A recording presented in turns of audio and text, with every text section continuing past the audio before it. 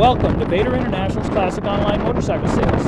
This beautiful 1958 Harley-Davidson Model G Cervicar is part of the Dave Fisher collection that we will be auctioning off this coming June 9, 2018 in Lincoln, Nebraska at the Frontier Harley-Davidson dealership.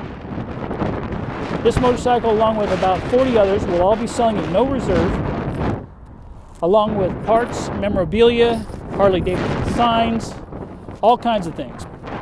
Again, this is a one-day auction, all no reserve. As you can see, this motorcycle has been restored to beautiful condition. I believe that this was originally a Lincoln Police Department meter-made bike, and again, it's just in very, very nice shape. Has the sirens, the spotlights, leg scabbards, the works. Beautiful bike.